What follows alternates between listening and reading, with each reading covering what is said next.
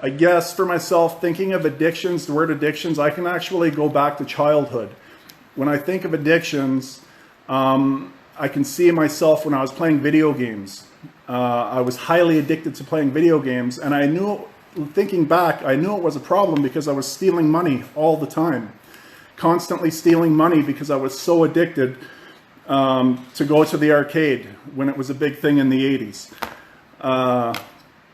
You know, that's as far back as I can remember as a child having addiction issues. You know, a different addiction I had, you know, in my teen years, I had stealing. I used to do a lot of stealing, going to stores. It was never really, I would never steal off of people, but I would steal at stores. And it was all for the rush. I remember going into a hockey store, stealing an Edmonton Oilers jersey, taking it out, and then throwing it in the garbage can. I didn't care for the stuff I was stealing. I was addicted to the feeling, the rush feeling of not being caught. I guess, and then around the same time when my addictions turned to drugs, you know, that started when I was 15, and then I became highly addicted to when I started using smoking marijuana.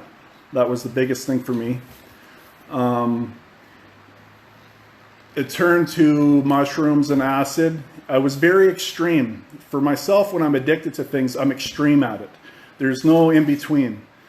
So in my early 20s, you know, there was a lot of cocaine use, a lot of acid, a lot of mushrooms, you know, a lot of party drugs. I grew up in a city that doing cocaine was a normal thing. Now, I don't want to upset people that watch it from my old town, because not everyone did it, but it was more the crowd that you would see out and about all the time on the weekends, because everyone knew everyone. There were, you know, and not everyone did them, but the people that I knew, and I knew a lot of people when I went out, it was a normal thing that we would do all socially. So it was that's why I can't drink today, because if I were to drink today, instantly, you know, I want to do cocaine. So I can't even drink today. It's an issue for myself. I guess I can tell you, you know, the things that I'm kind of ashamed of that I did. And, you know, the first thing I remember doing was like going to the bank machine, putting in blank envelopes with no money in it just to get money out, because I was so addicted I needed to get more. Yeah. So when I moved, actually my addictions got worse into like the heavy drugs when I moved to Edmonton. What was it, 10 years ago now? You know, I talked about my suicide video that I did last week. You know, I lost a lot of things in my life that put me in a very downward spiral where I really didn't care about my life, and I didn't really care about myself anymore. So as I didn't care about myself, and I was going through a lot of pain of losing children and losing my job, going bankrupt, the depression was so severe. You know, I ended up meeting people that sold crack, and you know, I ended up going down that path, selling it, because I wasn't doing anything with my life, and I was around a lot of money, a lot of partying, didn't care about harming myself, that I got involved with doing that. Now, as soon as I tried that with my mind frame, you know, I became really addicted to smoking crack. What it did for me was, it made it so I couldn't feel anything. And that was my addiction, is that I was going through so much pain that when I smoked it, I felt nothing. There's no emotions I could feel anymore. It completely took me away. You know, for 6 months, you know, about 6 months of my life, I probably smoked about $500 worth a day. When I was selling it, having it, and it completely changed me. By the end of the time when I wasn't selling it anymore, I was obviously addicted badly to it. My family didn't want me around. No one wanted me around because I was so paranoid all the time, thinking the police, you know, were following me, people were watching me. The paranoia was so extreme, living in fear, you know, the fear I lived in because of the paranoia was so extreme. You know, I don't wish anyone to ever go through what I had to go through when I was hooked on that. You know, some of the things from doing that, you know, you start manipulating people. I know for myself with my mother, you know, I would start giving these small excuses for why I needed money. And you become very creative in the ways that you need money so that you can get more. Because all you can think about is getting more. There's nothing else on your mind besides getting more drugs. So I would give her a lot of excuses, saying I need $30 for this or $40 for that. You know, I would end up going to her store at work, and now I was probably around 220 pounds skinny. I'm 290 now, so you can imagine the weight difference for me because I'm 6'6" on how 220 pounds look. And, you know, I would beg her while she's working at work. And I feel terrible about it today, you know, that I put her through the things I put her through. There was even one time, you know, when you're trying to find money for more drugs and you're so addicted to it, like I said, you become very creative in ways to get more. So for myself one time, you know, it was that bad that I told my mom, I said, I told her that I owed drug dealers money. Now, I didn't owe them anything. And I set it up with the drug dealer to tell them that my mom's going to come pay them thinking I owe them money when I didn't, just so that I could get more. So I lied to my mom to pay the drug dealer money to pay for the drugs that now I would be receiving because she paid them for it. You know, you start doing things like that. A lot of the times back then, you know, I would be awake for 2, 3, 4 days at a time. So I know there's this one video of a girl flailing outside I posted not long ago, maybe about a month or two ago, and some people laugh at it. And, you know, I would have laughed at it too, if I never went through the things I went through to understand actually what she's going through. A lot of us, if you have never dealt with issues in your life of things like of harming other people, like I'm ashamed of a lot of things I did throughout my life. So that was part of the reason as well why I would do drugs. I would beat myself up and I didn't want to think about it. So that was another reason for using drugs. But like that girl, you know, someone like that flailing would be up for days, and she's a very sick person needing help. You know, when I see homeless people, I have a different view of homeless people and people, you know, like her that was flailing outside, is that they're very sick people. They were not born to be how they are, and they need help. You know, like I was going to say with homeless people, you know, you don't know what they went through in their life to be where they are today. But I know one of the worst things for me out of the whole, you know, out of that whole time that I'm really ashamed of, but I was forgiven for it. You know, it was one of the last times before I actually turned my life around and went to treatment. But this is what the drug will do to you. And this is what happens when you stay awake for days and you're not thinking straight at all. The second day of using drugs with a couple people, someone had said to me, hey, why don't we, you know, we're trying to think of a way to get more money because we wanted more.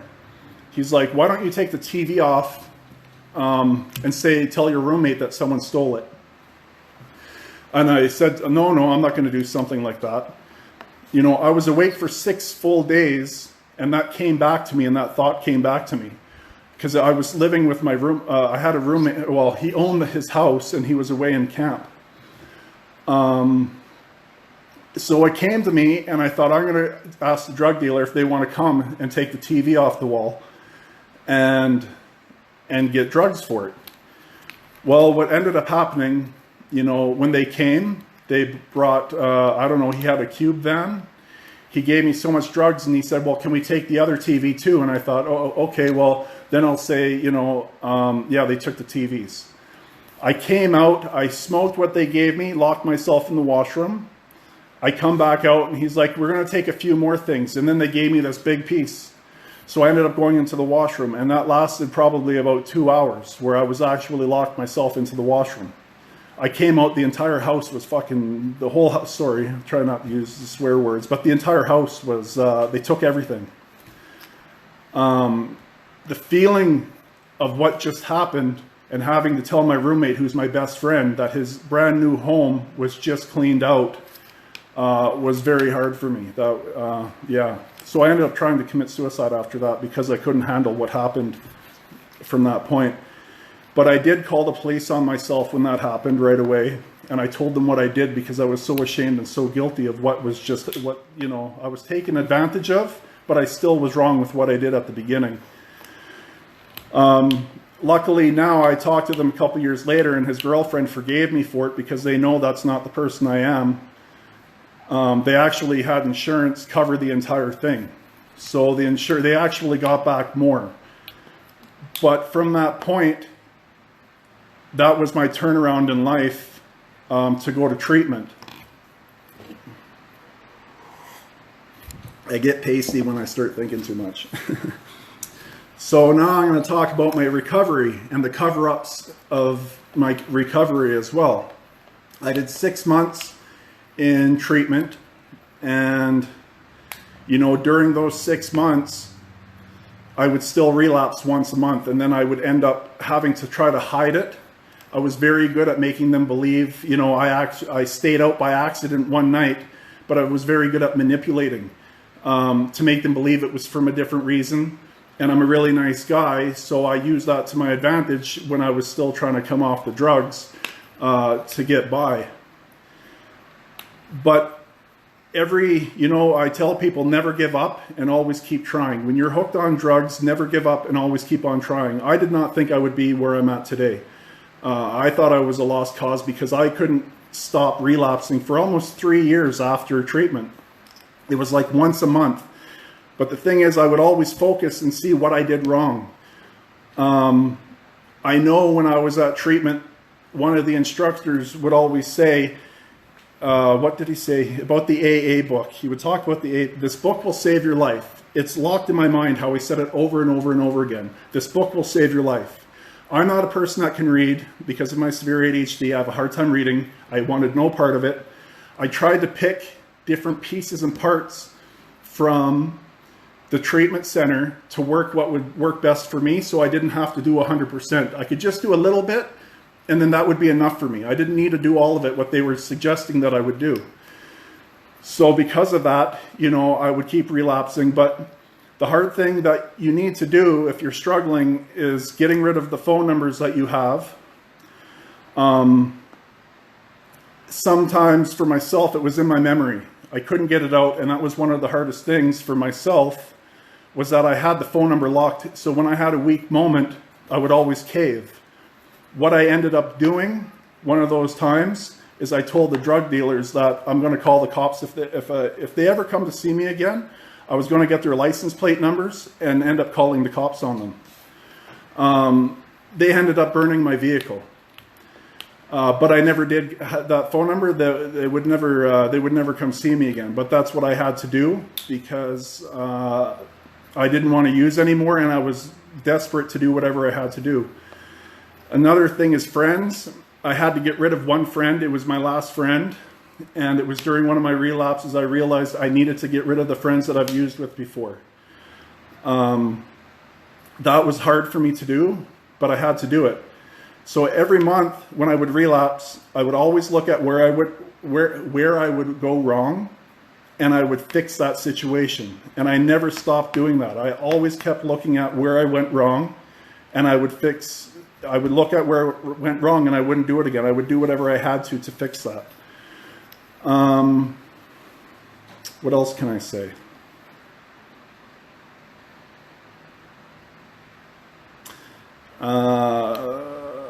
Calling people. That was a big one. You know, if you feel like you're struggling, it's so important to call. You know, family has always been there for me. When it comes to needing to talk to someone, they always care.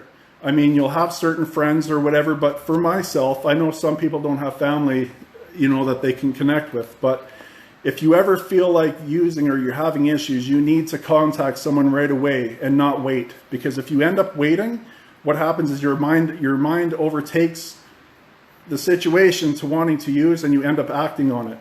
So that was another big thing for me, is calling people and telling them right away that, you know, that you need to use, or that you want to use. Obviously the 12-step program, that's a big one. That's what really changed my life, was that 12-step program.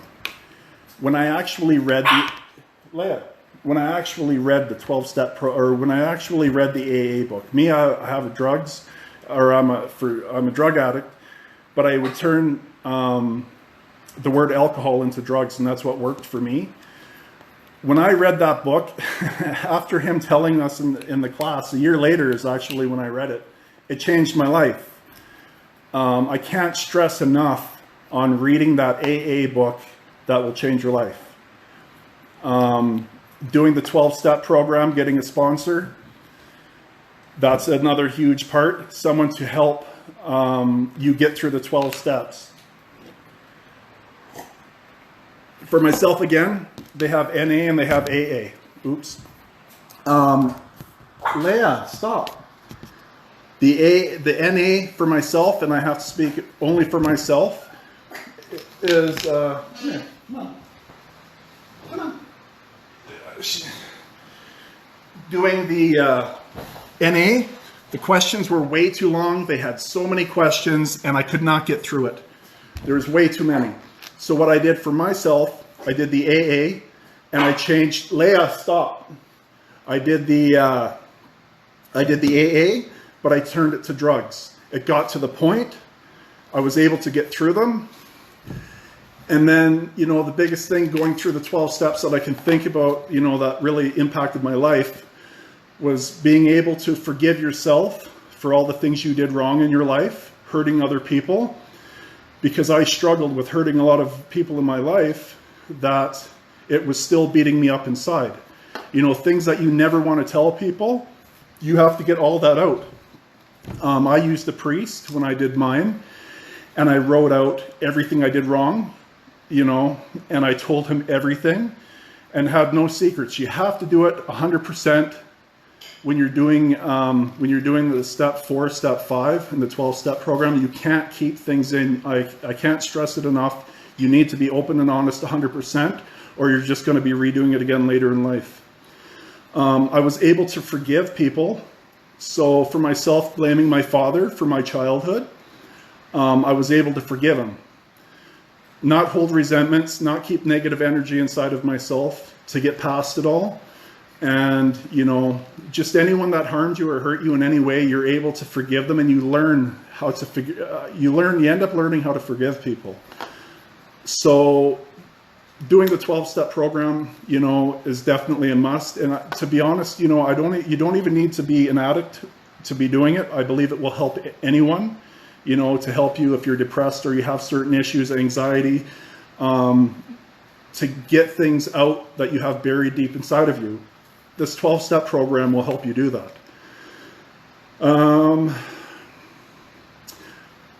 One more thing I have too. Food, addicted to food. You know, I have been addicted to food off and on. It's different when you see me now, but going back 20 years, 25 years ago, I would binge eat a lot. Emotional eater. When I was 19, I was 200 pounds, and I gained almost 200 pounds in a year and a half from overeating.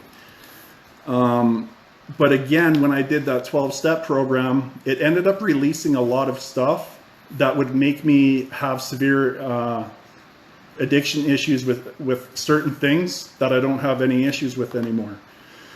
So yeah, that's all I can say about myself, I think. I'm going to bring Kelly on, because Kelly's going to give her life, her story. And after, if you guys have questions, after we'll answer them for you. Oh, great. Okay. Now what? Kelly, do you know how to send me an invite? Add viewers. Okay, here we go. Invited. Okay, I sent you an invite. Can you accept it? Because you've been invited already.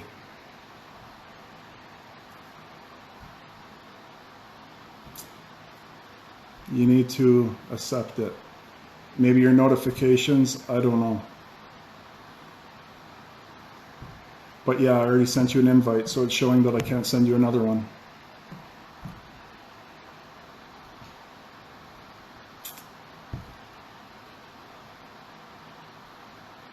Well, this is lovely. Yeah, I can't send you another invite. So you need to tap down on the bottom screen, I think. There's an icon on the bottom of like a little man, and then a little window, like a little computer of another man. In the computer screen, there's a little tab at the very bottom underneath all of where people are writing. You need to click on that, and then and you should be able to add yourself.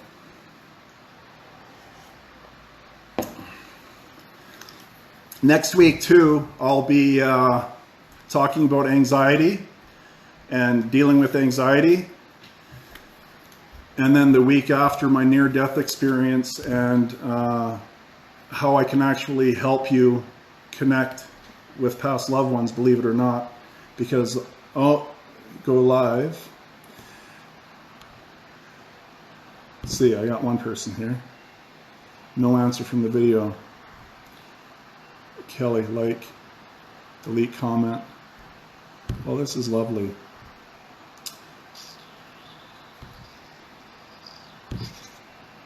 No answer from this video. I don't know. Well, I don't know. I don't even know what to do now.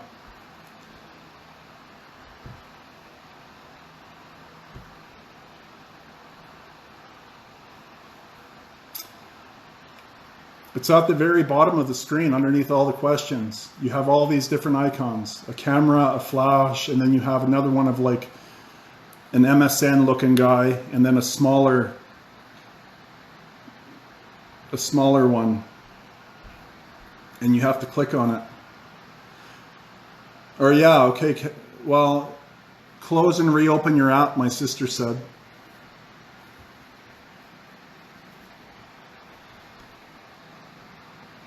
So try that.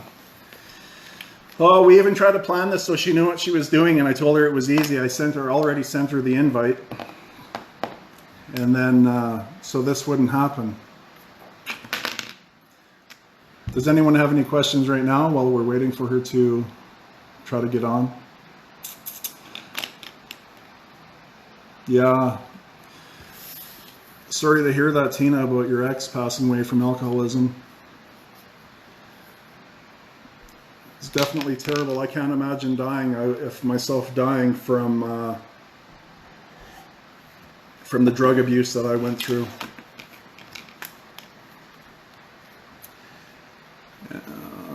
Power to keep on the go. I think my last near-death experience is what changed my life and what's giving me strength to not care about what other people think about myself. So for what I'm doing now is not something, if you actually knew me, what I'm doing now is not something I would ever do because I'm so afraid of negative thoughts of people thinking, about myself.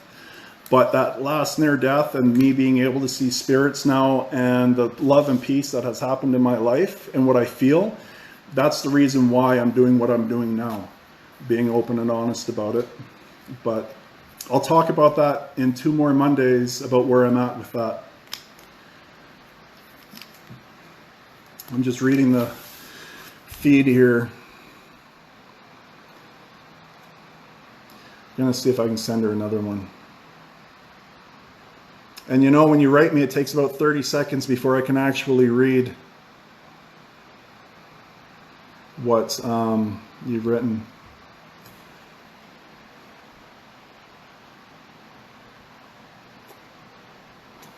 Yeah, let's see if I can. Yeah, I can't send her another invite. Well, this is stupid.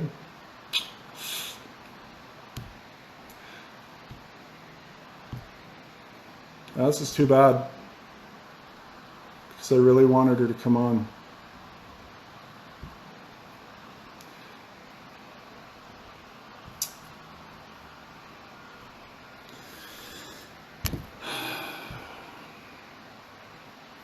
It's very hard to let go and not keep enabling someone.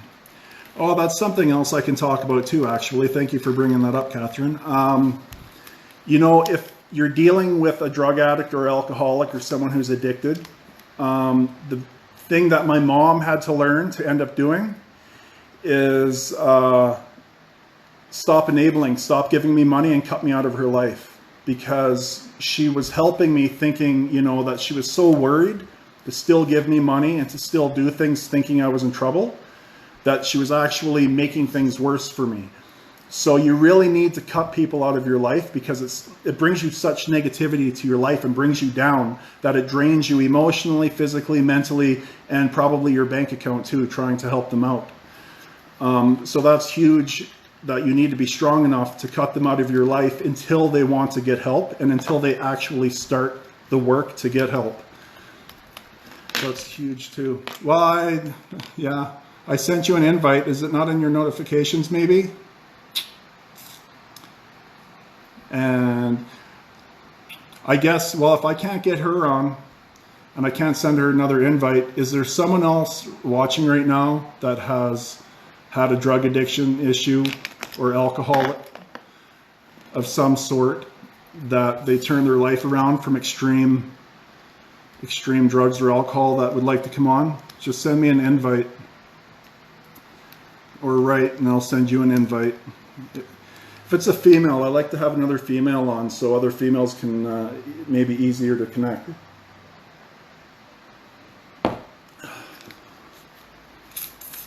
Otherwise, I'm just gonna, unless anyone has any questions right now that they'd like to ask.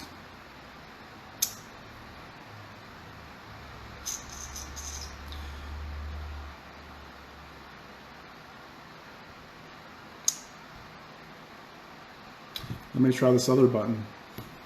Okay, hold on a sec. Kelley. E-E-N. Yeah, I've already sent you an invite. I can't even ask you to send another one. Well, it's not going to work, Kelley. Okay, well, if no one else has, if no other females have had extreme addiction issues, suffering from them for a long time, and then your story on how you turned it around, then I'll probably end it for today.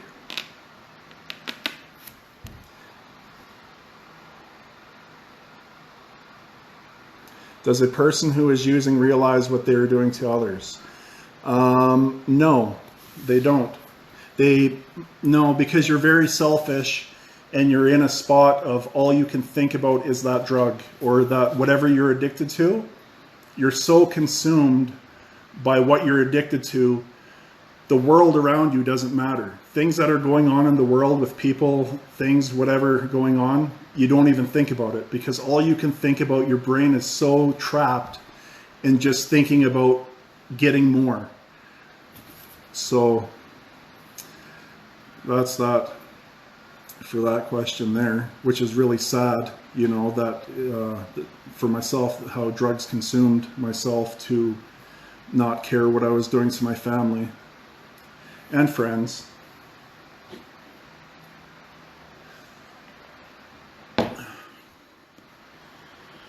Okay. Yeah. Okay, well, I'm going to log out now.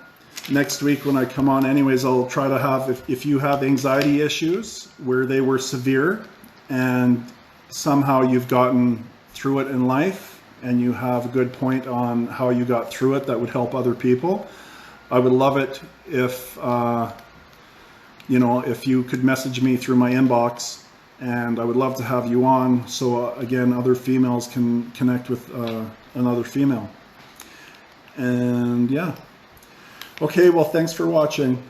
If you want to share, you know, it would be good if you shared the video if you think it was helpful, so it can help other people as well. Okay, thank you I appreciate the comments and stuff, and I'll get back to these comments later because I can't read them while I have ADHD doing all this at the same time. So I hope everyone had a good day. Okay, bye.